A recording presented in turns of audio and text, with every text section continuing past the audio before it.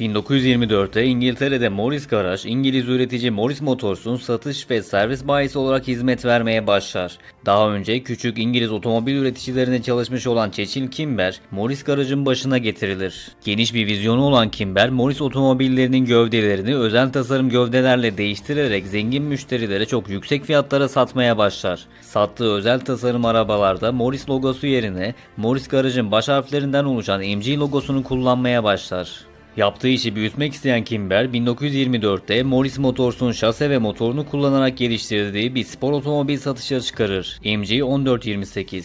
Bu spor otomobile talep fazla olunca Kimber Morris Garaj'ın bünyesinden ayrılır ve 1928'de MG otomobil şirketini kurarak yeni fabrikasında üretim yapmaya başlar. MG 1929'da dönemin ilk ekonomik spor otomobillerinden biri olan MG M-Type'ı satışa çıkarır. Şirket modelde Morris Motors'un bir sene önce satışa çıkardığı küçük, ekonomik Morris Minor'ın şasesi ve 850 cc'lik motorunu kullanır. MG motoru, süspansiyonları ve frenleri modifiye edip çok daha hafif bir gövde kullanarak ortaya çok iyi bir spor otomobil çıkarır.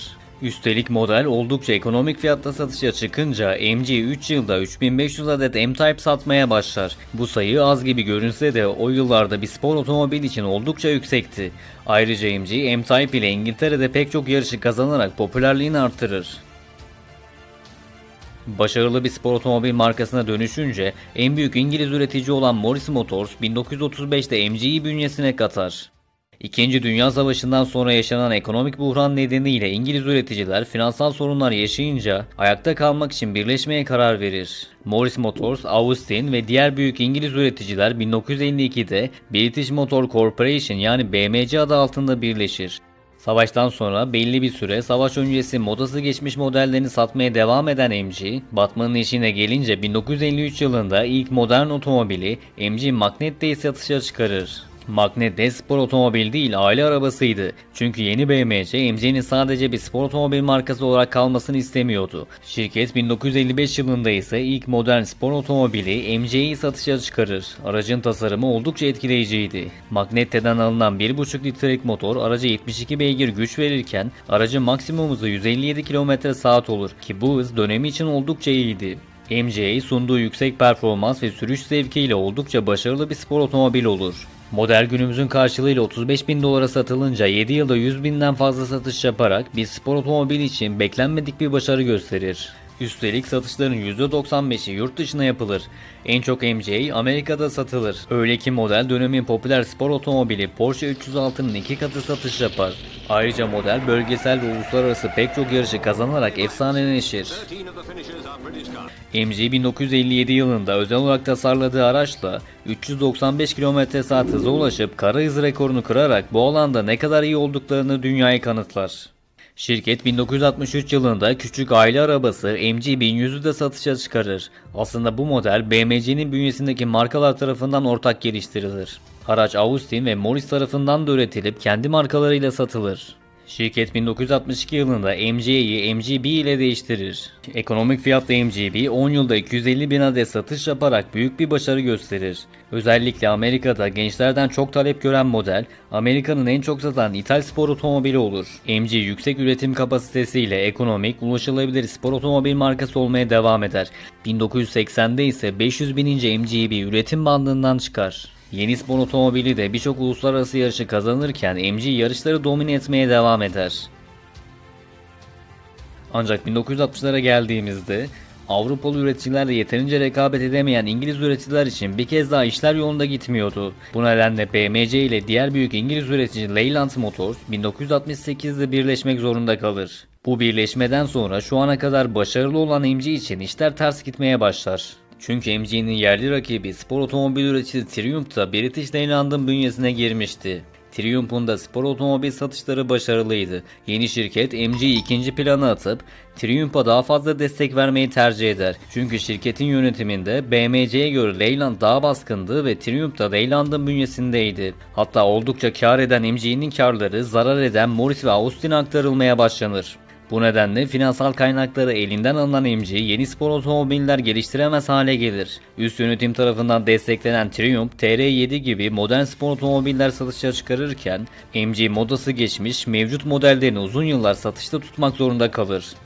Sürekli birleşse de doğru strateji izleyemeyen İngiliz üreticiler bir türlü toparlanamıyordu. British Leyland ekonomik olarak büyük darboğaza düşünce yeni modeller geliştiremediği için satışları düşen MG'nin fabrikasını ve MG markasını 1980'de kapatır. Ancak MG'nin hikayesi burada bitmez.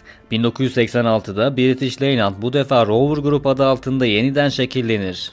Yeni bir oluşum geçiren şirket daha önce oldukça başarılı olan MG markasını geri getirmeye karar verir. MG 1992'de satışa çıkardığı yeni spor otomobili MG RV8 ile tekrar pazara döner. 3.9 litre motora sahip 190 beygirlik modelin 0-100 hızlanması 5.9 saniye olur.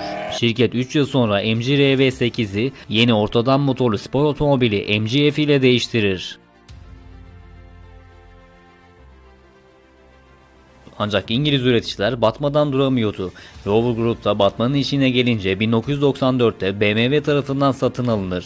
BMW de bu karmaşık yapıyı kar ettiremeyince 2000 yılında Rover Group'un bünyesindeki Land Rover'ı Ford'a satarken Mini ise kendi bünyesinde tutar. Geriye sadece Rover ve MG markaları kalınca iki şirket MG Rover Group adıyla yola devam eder. MG 2001 yılında Rover'ın Rover 25 modelinin süper mini ateş versiyonu olan MG ZR'ı satışa çıkarır. Ayrıca model rally yarışlarında da önemli başarılar kazanır. Aynı yıl MG Rover 45'in performansı ve sürüş dinamikleri geliştirilmiş spor versiyonu MG ZS'i de satışa çıkarır. Ayrıca yine aynı yıl E-segment Rover 75'in sportif versiyonu MG ZT de satışa çıkar. MG spor otomobillerden yine vazgeçmez. 2003 yılında süper spor otomobil MG X-Power SV'yi satışa çıkarır. Modelin tasarımı McLaren F1'in tasarımcısı olan Peter Stevens tarafından yapılır. Gövdesi hafiflik için karbon fiberden yapılan X-Power'da 5 litre Ford motoru kullanılır. 385 beygirlik araç 282 km/saat hıza ulaşırken 0-100 hızlanması 4.9 saniye olur. MG bu aracı 82 adet de sınırlı sayıda üretir. Ancak Avrupalı ve Amerikalı rakipleriyle rekabet edememeye devam eden son bağımsız İngiliz üretici MG Rover'da 2005 yılında batmanın eşiğine gelir. Bu defa İngilizlerin imdadına Çinli SAIC Motor yetişir. Ancak SAIC MG Rover'ın finansallarının çok kötü olduğunu görünce İngiliz şirketi doğrudan satın almaya yanaşmaz. Onun yerine MG Rover'ın tüm teknolojisini, patentlerini ve MG markasının isim haklarını satın alır. O yıllarda Çinli üreticiler kopyala ve üret stratejisini benimsediği için ve otomobil teknolojisi geliştiremedikleri için SAIC bu hamleyle yeni modellerinde MG Rover'ın teknolojisini ve altyapısını kullanacaktı. Ayrıca SAIC 90 yıllık tarihi ve bilinirliği olan MG marka ismini de kullanacaktı. 2008 yılında Rover 25'in altyapısıyla geliştirilen MG3 ve Rover 75'in altyapısıyla geliştirilen MG7 satışa çıkar. Ancak modeller MG Rover'ın kopyalarıydı ve tasarım ve donanım olarak da eski modaydı. Bu kopya otomobiller sadece Çin'de üretilip Çin'de satılır. Bu nedenle SAIC yurt dışı pazarında da satılabilecek daha modern bir model geliştirmeye karar verir. SAIC 2009 yılında Rover 75 modelin altyapısını kullanarak eski Rover uzmanlarıyla birlikte Çin'de geliştirdiği MG6'yı satışa çıkarır. Fastback model spor bir görünüşe sahip olur. Çinli üretici MG6'da Rover'ın teknolojisi ve patentlerini kullanarak ürettiği 1.8 litrelik motor kullanır. Model Euro NCAP testinden 4 yıldız alarak o yıllarda güvenlik konusunda kötü olan SAIC'e bu alanda sınıf atlatır. MG6 Çin'de üretilirken Çin'den gönderilen parçalarla MG Motors İngiltere'de sadece aracın montajını yapar. Ancak İngiltere'de yılda sadece 2-3 bin adet MG6 satılabilir. Ayrıca sadece MG markasını kullanmak istemeyen SAIC, Çin ve Doğu Asya pazarı için Rowe markasını kurar. MG6, Rowe 550 adıyla Çin'de satışa çıkarılır. SAIC yurt dışında modeli MG markasıyla satar. 2013 yılında MG6'nın şarj edilebilir hibrit versiyonu da satışa çıkarılır. Artık kopya modası geçmiş otomobiller üretmek istemeyen SAIC 2011 yılında özgün tasarımlı modern ikinci jenerasyon MG3'ü satışa çıkarır. Aynı yıl MG5 de satışa çıkar. Modeller SAIC British Tasarım Merkezi tarafından İngiltere'de tasarlanır. Ancak üretim sadece Çin'de yapılır. 2015 yılında ise C-segment SUV model MG GS satışa çıkarılır. Bu yeni modellerle MG'nin İngiltere ve Çin ortaklığıyla geliştirilen yeni tasarım dili oturmaya başlar. Modeller SAIC'in geliştirdiği yeni platformlarda üretilir. 2015 yılından itibaren ucuz, kopya, kalitesiz Çin otomobillerine son vermek isteyen Çin devleti, otomobil üreticilerine ciddi Ar-Ge teşvikleri vermeye başlar. SAIC de Çin devletinden aldığı Ar-Ge desteğiyle otomobillerin kalitelerini arttırmaya başlar. 2017 yılında B segment SUV MG ZS ile model çeşitliliği arttırılır. Bu modelde MG'nin ön tampon ve ızgara tasarımı değişir, daha şık hale gelir. ZS şerit takip sistemi, şeritten ayrılma önleyici, ön çarpışma uyarıcı, 360 derece kamera ve 6 airbag ile yüksek güvenlikte sunar. Model Euro NCAP testinden 5 yıldız alır. Çin hariç global pazarda satışa çıkan MG ZS yıllık 120 bin adetten fazla satış yaparak en çok satan MG modeli olur. Aynı yıl yeni tasarım diliyle geliştirilen MG6'nın ikinci jenerasyonunda satışa çıkarılır. Modelin şarj edilebilir hibrit versiyonunda satışa çıkar. 2018 yılında MG GS ise yerini MG HS'e bırakır. SAIC bu modelin de şarj edilebilir hibrit versiyonunu satışa çıkarır. Çin devleti elektrikli otomobil dönüşümü için hem üreticilere hem de tüketicilere çok ciddi teşvikler vermeye başladığı için SAIC yeni modellerinin şarj edilebilir hibrit versiyonlarında satışa çıkarıyordu.